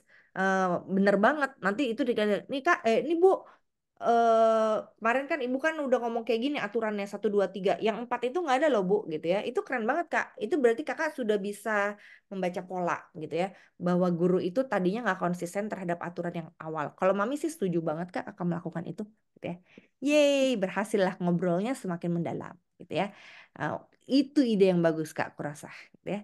Nah, jadi percakapannya jadi mengalir. Nah, pertanyaannya gini, apa gunanya kalau eh, saya sebagai orang tua, kalau anak saya udah making sendiri kayak tadi? Oh, berguna. Si kakak itu belajar bahwa perbedaan dengan orang yang lebih tua itu nggak apa-apa banget. Jadi kakak belajar untuk menghadapi yang tua, yang muda, yang miskin, yang kaya, yang jabatan maupun yang tidak berjabatan. Karena apa? Karena sudah berlatih dengan mami atau papi. Yang kedua, kakak belajar cerita. Belajar cerita dan menerima respon yang menyehatkan itu penting. Jadi biarin aja respon yang nggak sehat dari orang lain. Tapi kalau dari kita sendiri, responnya perlu sehat dan empati. Dan yang ketiga, kakak belajar dari meaning making orang tua atas pengalaman yang orang tua alami. Nah ini meaning imitating penting gitu. Jadi kayak, aduh kak, mami tuh belajar banget loh. Kalau mami gituin orang ya, orang marah ya udahlah, mami jadi nggak boleh bikin orang marah kak. Nah, waktu mami ngomong kayak gitu, kakak akan meniru nanti ketika dia meaning making lagi gitu. Jadi selamat menikmati meaning making bersama kakak sesuai model spiritualitas. Nah, ini tambahan bonusnya. Yaitu Bapak Ibu, kakak-kakak itu punya model spiritualitas yang bisa jadi berbeda. Model spiritualitas itu apa? Cara-cara yang paling nyaman untuk si kakak bicara ke Tuhan dan dengar pesan Tuhan. Ini kata Gary Thomas ya. Jadi Gary Thomas bilang tuh Getsemani kita masa kini tuh beda-beda. Kalau dulu Tuhan Yesus berada di Getsemani, berlutut, berdoa, kita nggak tahu pakai batu besar atau batu kecil, duduk di tanah atau duduk di rumputan. Tapi itu paling nyaman buat Tuhan Yesus untuk ngobrol dengan si Bapa. Kalau boleh Bapa, biar cawan ini lalu daripadaku, gitu kan? Itu paling nyaman. Nah, si kakak juga perlu tempat paling nyaman, bukan hanya untuk ngobrol dengan papa mama atau ayah bunda. Kakak perlu tempat yang nyaman untuk ngobrol dengan Tuhannya. Caranya gimana? Nah, ini kita yang perlu bawa dan ajak. Kakak bisa ngobrol enak sama kita kalau ada di alam, misalnya. Tahu nggak Mami? Temanku itu nyebelin banget sambil naik gunung ngos-ngosan gitu ya. Ini nih dia nggak bakal bisa deh ngos-ngosan kayak gini. Kenapa? Oh dia tuh kerjaannya nggak mau olahraga, makan banyak gitu ya. Dia curhat tuh di situ sambil naik gunung, sambil ini. Oh berarti spiritualitas si kakak adalah alam. Karena ngocehnya paling banyak di alam. Maka dia bisa bertemu Tuhan juga di alam. Nah, bertemu Tuhannya caranya apa? Dua. Tuhan ngomong apa, saya ngomong apa. Saya ngomong apa, Tuhan ngomong apa. Itu tujuan spiritualitas. Nah, itu bisa dilakukan di alam. Jadi, Bapak Ibulah yang membuka jalur model spiritualitas anak-anak kita. Yang kedua, ini nggak banyak ya, saya beberapa aja. Jalur spiritualitas olahraga. Ada loh yang namanya spiritualitas olahraga. Anaknya bisa curhat patah hati sama orang tuanya waktu olahraga gitu ya. Nah, berarti model anak berkualitas waktunya dengan orang anak-anak si kakak bisa ngobrol enak sama Tuhan waktu olahraga. Bapak Ibu kalau saya treadmill itu saya jadi satu dua pokok doa biasanya. Pokok doa itu kan orang biasanya 100, 10 gitu ya. Saya mah satu aja, dua sekali olahraga. Kenapa? Karena ngobrol sama Tuhannya tuh mendalam Sampai akhirnya butuh suara Tuhan atau pesan Tuhannya ya satu dua aja cukup dalam 1 jam. Sampai Tuhan saya mesti ngapain, Tuhan ngadepin orang kayak gini, aduh Tuhan orang ini juga kayak gini, terus pekerjaan saya gini gitu berkaitan dengan masalah ini, Tuhan saya mesti ngapain Tuhan. Udah matiin treadmillnya baru tahu sabari, udah cuman itu aja, tapi saya damai sejahtera untuk sabar karena ya saya tahu itu Tuhan yang ngomong gitu. Nah, itu spiritualitas olahraga. Ada juga spiritualitas lain yaitu spiritualitas sensing atau indera. Kalau lagi tidur-tiduran, anak saya spiritualitas sensing atau indera. Jadi enak ngobrol itu kalau menjelang tidur atau dia lagi di tempat tidur, dia lagi ketawa-ketawa terus kita peluk-pelukan gitu. Itu ngobrol enak banget gitu. Pegang-pegangan, rangkul-rangkulan, itu sensing. Atau lagi makan enak, itu sensing Bapak Ibu. Kasih makan dulu yang enak. Kayaknya kakak nggak nafsu makan, kenapa sih kak? Cerita dong sama mami. Emang ada yang pikiran ya kak? Nah itu lewat indera atau sensing. Nanti kalau dia udah ngobrol enak sama kita melalui sensing atau indera, kasih tahu dia, kak ngobrol sama Tuhan sambil makan juga nggak apa-apa loh kak. Makanan penuh, sambil makan all you can eat, sambil ngobrol sama Tuhan, sambil ngambilin tuh makanan enak gitu ya. Nggak apa-apa kak, bisa ngobrol sama Tuhan gitu. Nah, selanjutnya spiritualitas penolong. Kalau dia sambil nolongin orang, sambil nolongin mamihnya, sambil cuci-cuci sayur atau piring, terus dia sambil ngobrol gitu ya, sama maminya punya waktu berkualitas sama papihnya sambil cuci mobil gitu. Kalau anak saya dengan suami saya sambil misalnya packingin barang-barangnya dia atau sambil tolongin papihnya, sebenarnya anak saya bukan penolong sih tapi sama papihnya di alam misalnya gitu ya, dia bukan alam tapi papihnya alam. Nah tapi di alam sambil ngobrol sambil jalan gitu itu ngobrol enak gitu ya. Nah sambil nolong kita bisa ngobrol sama anak kita, nanti itu menjadi cara dia juga bicara ngobrol sama Tuhan dengan enak gitu. Yang terakhir ini, walaupun banyak ya model spiritualitas tuh banyak sebetulnya, tapi ternyata model spiritualitas anak saya tuh antusias. Ya, saudara tahu nih Planet Shakers Worship. Dia kebaktian di gereja kayak gini Bapak Ibu. Beda banget ya sama GKI. Makanya kenapa di awal saya kasih lagu Ya Tuhan Bila Hati Kawanku Terluka, itu lagu GKI yang nyantol di otak dia. Selain itu yang nyantol adalah lagu Planet Shakers gitu ya. Lagu-lagunya karismat Injili Pentakosta, ini gereja Injili Pentakosta gitu ya. Dia menangis mendapatkan sentuhan dari Tuhan di Planet Shakers. Dia dapat khotbah yang bagus di Planet Shakers dengan saya minta, Kak, sejak dari kelas 3 SD mungkin 2 SD kalau ada khotbah tolong catat Kak. Jadi kita saling tukeran eh, catatan khotbah. Nah, sampai hari ini kalau minggu dia dengar khotbah dia akan catat isi khotbahnya gitu. Jadi dia mendukung pelayanan saya juga melalui khotbah dari kebaktian dia ini gitu. Jadi saya nggak apa-apa banget. Saya pernah datang ke sini, tapi saya bilang Kak, kakak duduk di depan sama teman-teman, mami di belakang aja ya. Jadi kalau mami udah 1 jam udah capek, nanti mami keluar, kamu tetap ibadah nggak apa-apa gitu ya. Karena ini bukan model spiritualitas saya yang nyanyi ulang-ulang sampai 4 kali gitu kan. Dengan lagu yang mungkin jaraknya 15 menit gitu kan. Tapi nggak apa-apa, kamu lompat-lompat aja nggak apa-apa. Mami di belakang gitu supaya kamu enak lompatnya. Jangan ada mami di sebelah. Sebab kata dia kalau ada mami, aku nggak bisa lompat-lompat kata dia gitu. Nggak enak kata Chantet dianggap nggak sopan. Kalau GKI kan nggak boleh lompat-lompat gitu kan ya. Nah jadi Nah, itu cara kami untuk saling menerima satu dengan yang lain. Itu dari saya. Semoga waktu Bapak Ibu semakin berkualitas dengan si kakak. Walaupun mohon maaf, konsennya atau warningnya adalah memang ini agak terlambat kalau udah sampai si kakak. Karena yang tadi seperti anak saya bilang, mereka udah menutup segala hal karena udah baca pola. Nah, kalau Bapak Ibu polanya mau berubah, mereka tahu kok. Dan mereka sangat senang sekali menemukan waktu berkualitas bersama dengan orang tuanya karena mereka juga punya harapan, punya home.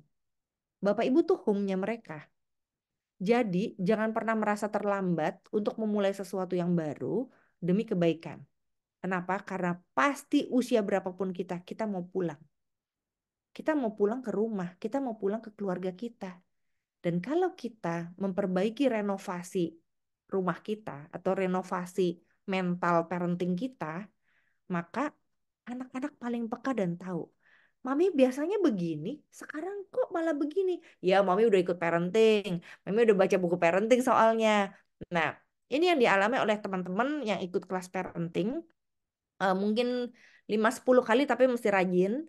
5-10 kali ada perubahan, anak-anak bisa lihat, oh mami sekarang berubah ya, papi berubah ya gitu ya. Nah, jadi selamat terus belajar Bapak Ibu karena anak-anak adalah investasi gereja, negara, masa depan untuk apa? Untuk menjadi berkat dan bercahaya di depan banyak orang. Dan mereka akan lebih bercahaya ketika mereka punya home, punya orang tua yang punya waktu berkualitas dengan mereka, sehingga mereka bisa belajar bagaimana punya waktu berkualitas dengan Tuhan. Gitu ya. Jadi membayangkan Tuhan seperti membayangkan papa mamahnya itu. Tuhan memberkati. Ada pertanyaan dari Bapak Ibu? Saya menjawab ini dulu ya. Em, Anak saya flu dan sempat tidak masuk sekolah hari ini. Dia tanya lewat WhatsApp, Bu, sore ini ada les. Aku pergi nggak? Lalu saya menjawab, disesuaikan dengan kondisi, karena Mas yang tahu badan sendiri. Kalau bisa ikut ya ikut, kalau hanya bisa satu mapel ya nggak apa-apa. Kalau badannya masih nggak kuat ya libur dulu. Lalu dia tidak WA lagi. Dan sorenya saya tahu dia ikut les. Apakah cara saya sudah sesuai? Nah, oke. Makasih Bu Rini. Bu Rini sudah memulai memberikan yang disebut dengan love and logic atau consultant parenting, yaitu apa? Memberikan pilihan-pilihan pada si kakak untuk dia menentukan pilihannya sendiri. Yang perlu diteruskan adalah komunikasi yang lebih intens lagi untuk mendapatkan jawaban dari si kakak, sehingga keputusan si kakak juga bisa diceritakan kepada ibu gitu. Misalnya, Kak, gimana Kak hasil berpikirnya? Apakah kakak tetap les atau nggak jadi les Kak? Terus kakak butuh apa dari mami gitu misalnya bisa bilang kayak gitu sehingga dia bisa bilang oh iya aku nggak jadi les mam kenapa gitu. Eh, oh iya soalnya aku nggak enak badan, oh ya udah nggak apa-apa Kak. Semoga cepat sembuh kan bisa dilanjutkan gitu ya. Jadi ini awalnya udah bagus, tinggal Ibu Rini meneruskan dengan kalimat-kalimat atau respon-respon yang membuat kakak tahu dia nggak salah kok kalau nggak ngeles gitu. Tapi apapun yang kamu pilih, mami akan support kamu gitu. Kenapa? Karena di parenting dunia remaja, remaja perlu nyaman dulu terhadap papa mamahnya. Sehingga mereka bisa berani mengambil keputusan dan menanggung resiko yang ada. Nah, inilah pelatihan yang perlu kita lakukan kepada para kakak untuk mereka bisa akhirnya mandiri dengan keputusannya dan menanggung resiko dari semua yang sudah dia ambil gitu ya. Thank you banget Bu Rini untuk contoh. Ada lagi yang lain? Bapak Ibu, silakan. Bu, saya izin scroll ke atas. Sepertinya ada pertanyaan juga nih waktu di awal. Ya, Dari Kak, eh, dari Ibu atau Bapak, klik gitu. GKI Bangil saya. Selamat pagi Bu Pendeta Riani, maaf matanya takut lupa. Jadi dari pemaparan jendela hati, kalau hari Minggu tidak semua ASN mendengarkan cerita Alkitab secara benar, jika jendela hati mereka tidak siap dibuka ya, nanti dijawab oleh. oke. Ya, terima kasih banget Kak. Betul banget. Anak-anak itu memilih kapan jendela hatinya terbuka. Sehingga kakak-kakak nggak bisa bilang begini. Dengarkan kakak-kakak ya, kakak-kakak mau cerita Alkitab. Siapa yang mau dengar cerita Alkitab? Kalau jujur, mereka belum tentu mau. Tapi kita siap nggak kejujuran mereka? Kak, main aja kak. Coba kakak-kakak kasih pilihan. Adik-adik mau dengar cerita Alkitab atau kita mau main lagi gitu ya. Sebagian besar akan milih main lagi. Kecuali cerita Alkitab kakak-kakak sangat menarik. Baru mereka bilang, enggak Kak, cerita Alkitab aja gitu ya. Nah, kecuali atau mereka akan jawab cerita Alkitab aja kalau takut dengan ancaman. Ih, anak Tuhan kok nggak mau denger cerita Alkitab gitu kan ya. Ya udah deh, gue bukan anak Tuhan kalau gitu gitu kan ya. Nah, jadi akhirnya ntar yang terjadi seperti itu. Nah, ini jadi pembelajaran tersendiri ya kakak-kakak, menarik sekali kan. Eh, Bagaimana kita belajar tentang jendela hati itu mempengaruhi banyak hal, termasuk memberi persembahan. Dulu tuh ada yang kayak gini, zaman saya SD, ada anak sekolah minggu tuh yang gini. Nih Kak, gua kasih gope buat 5 minggu katanya. Jangan minta-minta lagi ya katanya gitu ya. Persembahannya kan jadi 1 minggu tuh dikasih 100 perak gitu kan persembahannya. Nah, itu kan cara mereka membagi pengen jajan. Makanya coba kita tanya, ngerti nggak mereka persembahan itu apa? Jangan-jangan mereka dipaksa. Atau malah ada anak-anak yang dikasih 10.000, akhirnya dia persembahannya 1.000 aja. Kenapa? 9.000-nya buat jajan. Karena mereka nggak ngerti persembahan itu apa. Nah, itu perlu apa? Perlu jendela hati untuk memahami. Jadi, PR kakak-kakak sekolah minggu tuh besar loh untuk membuat anak jendela hatinya mau terbuka. Sehingga akhirnya mereka bukan hanya sekedar mau sekolah minggu, tapi mereka mau ngajak temennya sekolah minggu. Mereka mau menceritakan tentang apa yang dialami di sekolah minggu. Dan mereka ujung-ujungnya ada yang Tuhan panggil untuk menjadi guru sekolah minggu. Gitu. Jadi jangan terlalu mudah berpikir bahwa setiap anak yang datang ke sekolah minggu tuh pasti mau dengerin cerita Alkitab. Tidak, tidak. Bisa jadi 90% tidak mau dengar cerita Alkitab. Jendela hatinya tidak terbuka, apalagi ceritanya nggak enak. Nggak perlu sebut nama produk ya. Saya pernah dengar sebuah cerita Alkitab yang dipaparkannya cuma nyotel video, tapi videonya biarpet.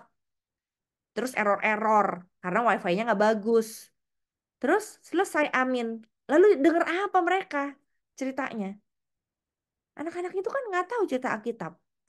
Betapa menyenangkannya mendengar cerita Alkitab. Dari mana? Dari kakak sekolah minggu. Nah, kalau kakaknya nggak ceritanya enak, kayak orang dunia dalam berita, ya terang aja anaknya nggak mau denger gitu kan. Oke adik-adik, hari ini kakak mau cerita Adam dan Hawa. Terus dia bilang, gue udah tahu ceritanya. Ada di YouTube atau di mana tuh ya yang film-film itu. Adam dan Hawa gitu. Terus apalagi kak yang mau diceritain? Dengerin dulu, dengerin. Hari pertama udah tahu gua gitu kan ya. Terus kakaknya kasih lihat gambar atau malah nggak pakai visual. Tadi anak saya bilang aja khotbah aja mesti pakai visual coba. Apalagi cerita sekolah minggu nggak pakai visual gitu ya. Anak-anak sekarang, halo, mereka biasa pakai YouTube yang 30 menit.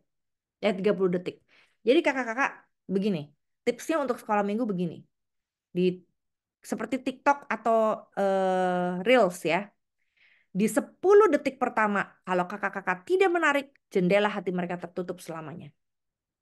10 detik. Jadi 10 detik pertama penyambutan, 10 detik pertama pembukaan, 10 detik pertama menyanyi, 10 detik pertama cerita, itu penting banget membuat mereka mau buka atau tutup jendela hati sama seperti mereka scroll itu Reels. 10 detik atau bahkan 5 detik pertama nggak seru, scroll lagi, scroll lagi, scroll lagi gitu. Udah nggak seru tuh sekolah minggu, maka tambah nggak laku. Yang laku adalah sekolah minggu yang membuat anak orang tua cuma buat titipin anak. Atau anak-anak yang nggak punya cukup uang untuk entertain dirinya di hari Minggu. Maka sekolah minggu aja dah 2 jam lumayan lah ya. Penitipan anak gratis gitu kan ya. Nah akhirnya lakunya yang kayak gitu. Jadi selamat bergumul dengan sekolah minggunya untuk memenangkan 5 sampai 10 detik pertama di setiap ordo atau babakan di sekolah minggu. Kalau saya lihat di 1 jam itu kakak-kakak bisa bikin 5 sampai 10 metode seharusnya yang menarik dan selalu berubah di setiap 5 sampai 10 metodenya. Jadi pembukaan metode lain, cerita metode lain, persembahan metode lain, nyanyi metode lain, penutup metode lain. Nah, di awal metode itu kan kalau kalau ini kan bisa kalau 6 aja ya. 10 menit, 10 menit, 10 menit, 10 menit, 10 menit, 10 menit. 10 menit itu kan udah kelamaan buat seorang anak yang biasa baca TikTok 2 menit gitu ya. Nah, jadi 10 detik pertama tuh mesti menarik pembukaan. Kalau enggak, udah ribut terus sepanjang ini atau kalau yang di sebuah ibadah remaja yang saya tahu ya, mereka tenang lihat ke depan, tapi semua pakai earpod atau earphone gitu ya. Jadi nggak tahu dengerin apa dah pokoknya, kebaktian aja yang penting badannya gitu ya. Tapi otaknya mikir yang lain atau dengerin yang lain gitu ya. Nah itu challenge kita sebagai guru sekolah minggu gitu ya, di bagian kita masing-masing. Itu dari saya, Kak Anggi. Mungkin ada lagi. Baik, terima kasih Bu Pendeta Yani. Ini ada lagi pertanyaan. dari Bu Clara. Bagaimana kita mengetahui kelebihan anak ya? Apakah dari observasi atau hasil bacaan orang tua, guru, orang lain, dan info dari anaknya aja atau ada sumber lain Oh juga? ya, itu udah dijawab tadi sama Oh, udah ya? ya, caranya Oh, oke. dengan bertanya, Kak. Dengan Oh, oke. bertanya. Aku jawab yang terakhir aja ya, Kak ya, yang dari Boleh, boleh. Oke. Kalau kakak dibesarkan oleh single parent, bagaimana mengisi kekosongan yang ada? Nah, ini Kak Rosme sangat Bu Rosme sangat berharga banget pertanyaan ini karena begini. Kan tadi saya cerita tentang papi mami nih gitu ya. Papi begini, mami begitu. Oke, yang pasti begini. Dunia orang dewasa atau si kakak sekarang ada yang namanya reparenting. Reparenting itu adalah membentuk image orang tua yang baru. Kenapa? Karena pada dasarnya kita semua sedang terus belajar bagaimana jadi figur ayah dan ibu. Nah, sayangnya kita banyak belajar itu dari papa mama kita kan. Papa yang galak, kita jadi galak. Mamah memukul, kita jadi pukul anak. Papa yang masa bodoh, kita jadi cuekin anak. Mamah yang emosional, kita jadi emosional ke anak. Nah, maka mohon maaf dengan hormat para orang tua, kadang-kadang, bukan kadang, sering kali kita yang semakin dewasa, sejak dari remaja, mereka membentuk image atau gambaran orang tua baru. Misalnya, caranya gini. Caranya adalah saya lihat gimana cara jadi ibu yang eh, bisa enak sama anaknya ya. Terus saya lihat, oh cara si tante itu ngomong sama anaknya lembut banget. Tuhan saya mau tuh kelembutan seperti itu, ngomongnya baik-baik, halus. Nah saya reparenting karena saya mau menjadi figur ibu yang halus gitu ya. Nah gimana caranya sekarang kalau saya nggak ada ayah nih gitu. Nah, eh, anak-anak akan reparenting dengan figur ayah lain. Bagaimana caranya? Nah, dekatkan dia dengan ayah-ayah yang menurut kita itu ideal atau baik. Si Om A, Opa B, Kakak C, gitu ya. Bisa jadi figur-figur ayah yang akan dibentuk dalam puzzle image-nya si anak tentang seorang ayah. Nah, nanti perannya ibu, kalau ayahnya yang nggak ada, dia single parentnya ibu, ibunya nanya, Dek atau Kak, si eh, kakak itu bagusnya apa? Oh, kakak itu bagusnya, Mam, kalau dia ngajar, misalnya ini kakak yang ngajarin lesnya dia, kakak itu bagusnya kalau ngajar tuh sabar banget, gitu. Wow, keren ya. Jadi kalau jadi ayah tuh sesabar itu gitu. Nah, itu mengkonfirmasi reparentingnya dia. Tapi karena dia sudah mulai dewasa, dia nggak perlu cuma satu figur. Walaupun satu figur itu penting ya. Tapi figur ayah atau figur ibu itu kan gabungan antara bagaimana cara dia mengambil keputusan, bagaimana cara dia makan, bagaimana cara dia eh, bekerja, bagaimana cara dia bicara, bagaimana gaya kerjanya dia, macam-macam itu konfigurasinya. Nah, dia mengisi pasal-pasal itu dengan orang-orang yang berbeda nggak apa-apa. Tapi bisa jadi dia ingat dari ayahnya, oh kalau papa makan tuh kayak gini, maka saya makan seperti papa. Kalau papa ngomong seperti itu, maka saya ngomong seperti papa. Tapi kalau cara mengungkapkan emosi seperti om itu lebih baik, maka saya akan menjadi seperti om itu. Nah, memang tantangannya adalah menemukan figur ayah tanpa meminta dia menjadi ayah, gitu kan ya. Atau menemukan figur ibu tanpa meminta dia sebagai ibu kita gitu yang sangat dekat. Nah, disitulah perlu namanya observasi. Jadi ada satu bapak yang pernah duduk di rumah kami selama 1 bulan tiap Sabtu gitu ya, beberapa Sabtu lah kira-kira. Dia duduk ngapain? Saya nggak tahu dia lagi ngapain. Nggak taunya dia lagi reparenting. Kenapa? Karena ayahnya memperlakukan dia dengan sangat tidak manusiawi. Sehingga akhirnya dia duduk di rumah saya, dia bilang saya mau belajar dari bapak saya, bagaimana menjadi ayah. Jadi dilihat gimana ayah saya ngomong sama saya, memperlakukan istrinya, mama saya, memperlakukan yang bekerja di rumah, bagaimana bapak saya kalau makan gitu ya. Nah dia perhatiin tuh dengan observasi Nah, makanya anak ini si kakak perlu diajarin untuk observasi. Tadi membaca pola kan kayak kakak Dea. Membaca pola, melihat orang, membaca situasi. Waktu dia observasi, oh gitu ya cara ngomong ke anak ya. Nah, dia punya tuh image ayah yang ngomong halus ke anak gitu. Nah, jadi semoga Kak Rosme anaknya bisa juga membaca pola dan mengobservasi figur-figur ayah lainnya. Termasuk juga figur ibu. Saya memberi ruang dan legowo ketika anak saya punya image ibu lain. Dia bilang begini, Mami, aku tuh suka tante itu. Kenapa? Tante itu tuh halus ke anak-anaknya. Dulu aku tuh preman banget kalau ngomong gitu kan ya. Jadi dia belajar dari ibu itu yang halus. Dia belajar dari kakak itu yang kayaknya tuh bijak banget gitu. Ya nggak apa-apa, Kak. Kamu belajar dari puzzle-puzzle kehidupan, bagaimana membentuk image mama yang menurut benakmu itu terbaik. Karena mami pastinya bukan yang terbaik semuanya, gitu ya. Begitu Karos. Eh, Ibu Evelyn atau Kak Evelyn, selamat pagi. Saya mau tanya, treatment ini apakah ada perbedaan untuk anak laki dan perempuan? Contohnya menurut penelitian anak laki lebih adiktif terhadap permainan dan game dari anak perempuan. Oke, Bu Evelyn dan Bapak Ibu, saya tuh bukan tipe yang suka stereotype. Kalau stereotype itu kan laki pasti thinking, perempuan pasti feeling. Ibu pasti bekerja di dapur, ayah bekerja di kantor. Itu kan kayak ini ibu Budi, ini bapak Budi zaman kita TK gitu kan ya, atau zaman kita SD. Nah, saya tidak menyukai stereotype. Kenapa?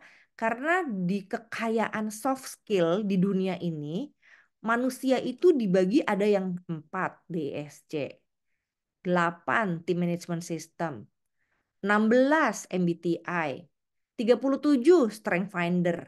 Nah, 4 model ini yang saya tahu aja itu nggak membedakan antara laki-laki dan perempuan. Konfigurasinya apa? Yang paling sederhana ya, ada orang yang dominan thinking, pikiran, logika, ada orang yang dominan feeling atau perasaan. Nah, Bapak Ibu anak laki-lakinya dominan feeling atau thinking. Seharusnya waktu zaman kita TK, orang tua kita bilang laki-laki nggak boleh nangis, gitu kan? Tapi apakah semua laki-laki itu tangguh dan penuh dengan logika? Enggak. Laki-laki itu ada yang dominan perasaan, sehingga kalau saya ketemu bapak-bapak tuh yang dominan perasaan, curhat dikit aja udah nangis, gitu kan ya. Lah, kenapa bapak ini nangis, gitu kan ya?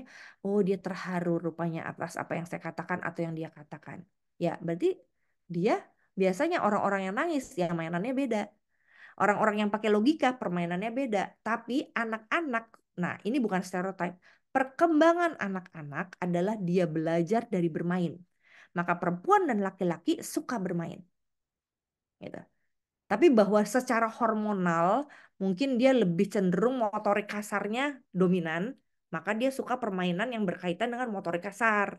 Tapi kalau secara hormonal perempuan motorik kasarnya dominan seperti saya juga lebih suka angkat tempat tidur daripada apa namanya merajut seperti ini gitu kan ya.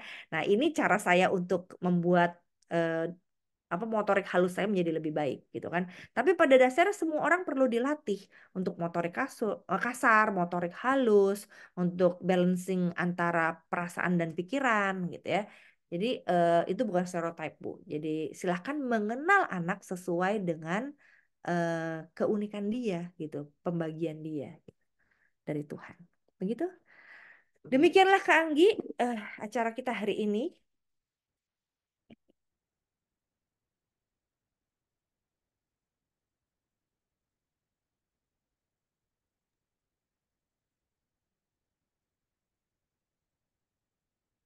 Gak kedengeran Kak Anggi. Ya. Terima kasih Bu Pendeta Riani untuk semua jawaban yang telah diberikan dari setiap pertanyaan yang sudah disebutkan satu-satu tadi ya. Apakah ada pertanyaan lagi dari Bapak Ibu yang hadir pada pagi hari ini untuk bisa bertanya mungkin secara langsung juga boleh tanpa melalui chat atau mungkin punya pengalaman yang bisa dibagikan juga untuk kita bisa belajar bersama-sama nih. Mungkin Bapak Ibu dengan uh, si kakak di rumah masing-masing gitu ya sudah punya pengalaman dan mungkin bisa kita diskusikan bersama jika memang sudah memiliki waktu yang berkualitas nih dengan si kakak. Hmm. Apakah ada?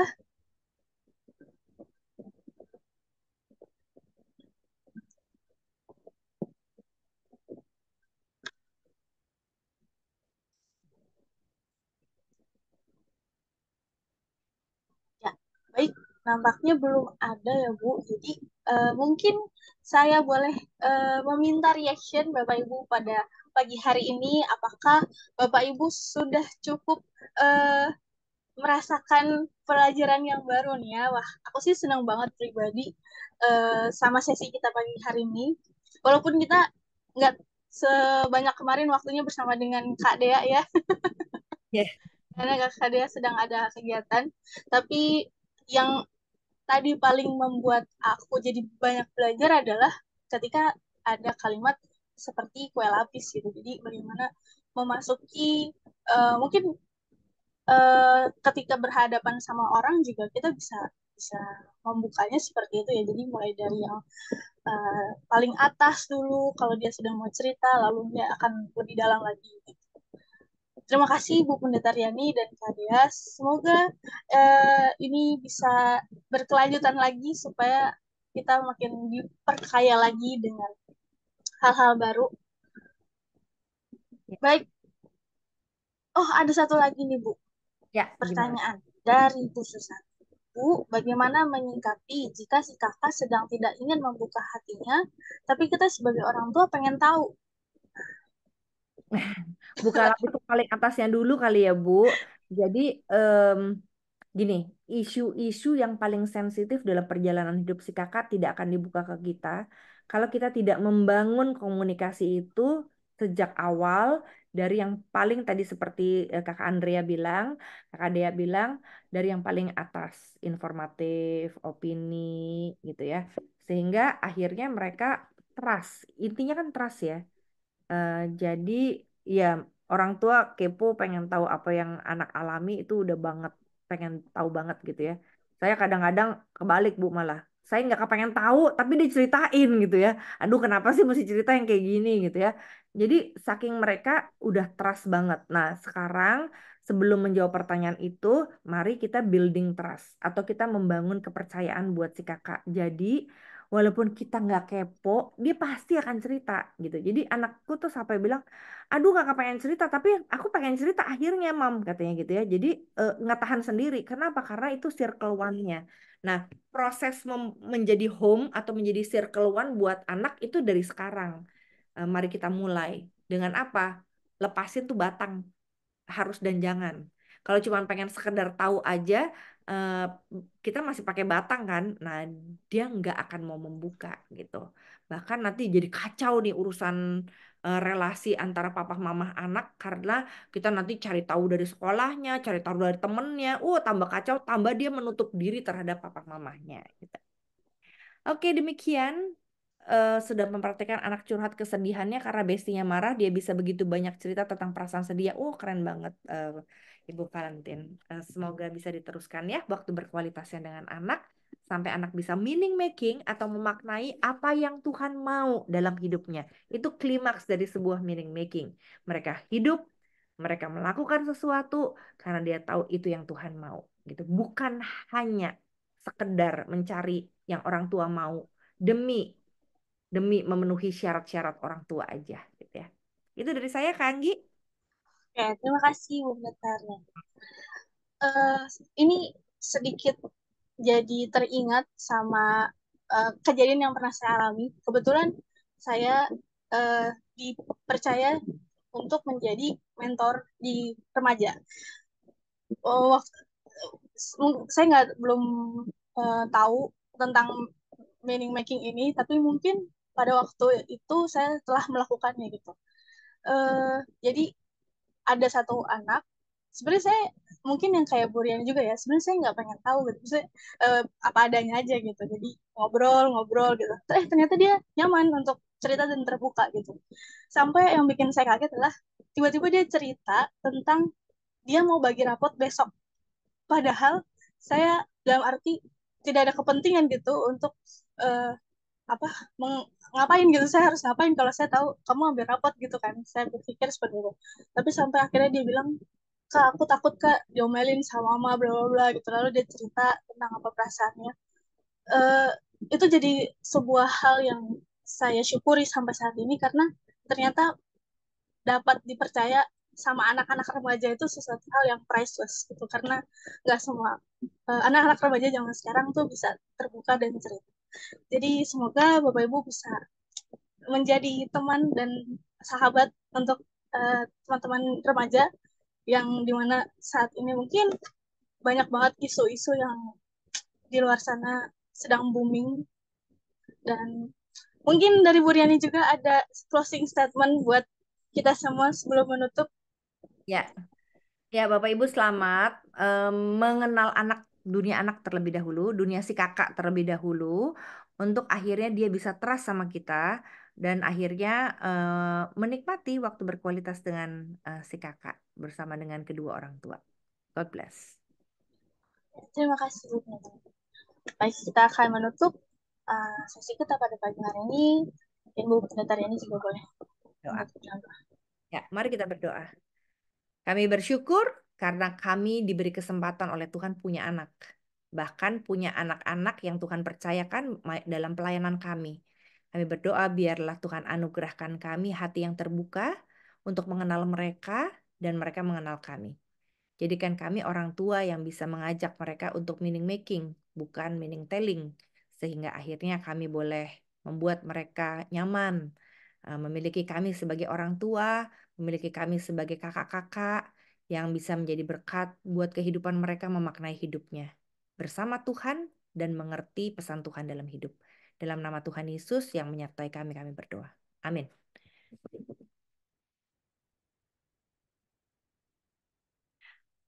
Oke, Kak Anggi nggak Oke, kedengeran.